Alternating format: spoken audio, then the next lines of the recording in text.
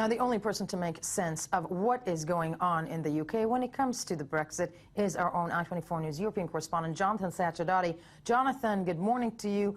David Cameron yesterday using very big words when it comes to, the idea of a Brexit. I think there was a comparison there to it's going to be as dangerous as a world war or Armada. Am I correct in saying that?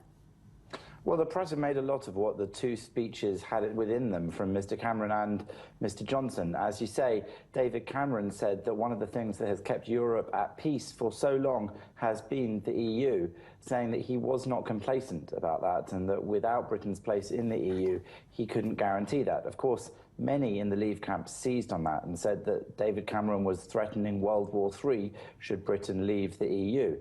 And this really characterises the animosity at the heart of this debate. It's not just a question of different points of view being calmly argued. It's a question of two firm friends within the Conservative Party being the figureheads of the campaigns on either side. The campaigns on either side. And where does it stand right now, leading up to the so-called referendum?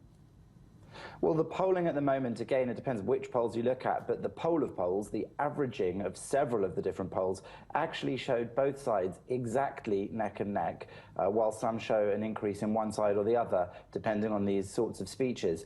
Now, to hear that the nation this close to the actual referendum is so evenly split between the two sides means that whichever wins, it's going to be problematic that around half the country, going by the current polling, doesn't agree with the ultimate outcome. And this is why both sides are fighting ferociously to try to convince the nation, often labelling each other as fearmongers. Project Fear has been an insult most often thrown at the Leave side, but yesterday's speeches showed Mr. Cameron giving more of a fear-based speech and Mr. Johnson giving something of an inspiring speech in which he evoked all sorts of grand imagery about Britain's place, saying that this was a chance for freedom for Britain, this was a chance for Britain to break free, this was the optimistic case. So both sides trying to cast themselves as the optimistic future for the country, either in or outside the EU.